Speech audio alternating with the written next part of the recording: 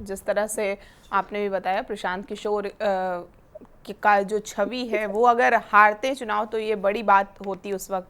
और लगातार जैसे समीकरण बांकीपुर में हम डिस्कस भी कर रहे थे, और बांकीपुर में हार के बाद बीजेपी भी अब खुलकर आत्ममंथन में जुट गई है। सम्राट चौधरी की समीक्षा बैठक में ये माना भी गया कि पार्टी ओवर कॉन्फिडेंस में रही और प्रचार देर से शुरू हुआ। प्रशांत किशोर पहले ही नैरेटिव जो है वो सेट कर चुके थे।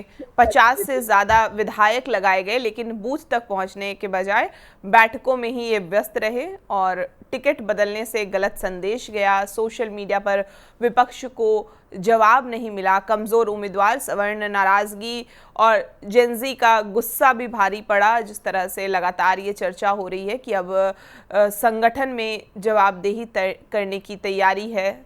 ऐसे में सवाल ये उठ रहा है कि क्या बीजेपी ने हार से कहना चाहता सही। हूँ जी जी, जी, एक बात मैं कहना चाहता हूँ कि जो उम्मीदवार को लेकर के जो चर्चा है, जो डमी है, हाँ। तो यहाँ तो एक बीजेपी के इतिहास में हुआ कि नामांकन करके नामांकन वापस लिया गया।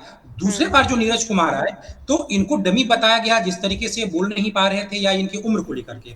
लेकिन डमी की परिभाषा सिर्फ इतनी नहीं होती है। अगर 50 साल का कोई उम्मीदवार है और फराटेदार तरीके से बोले, तो भी वो डमी हो सकता है। जो बिल्कुल। डमी कल्चर है, बीजेपी में जो पिछले 2-3 सालों में उभरा है, चाहे वो अध्यक्ष हो, मुख्यमंत्री हो, आप बिहार की छोड़ दीजिए, दूसरे राज्यों के भी जो मुख्यमंत्री हैं, अगर आप मोहन यादव को मानेंगे मध्य प्रदेश में, वो भी डमी ही हैं।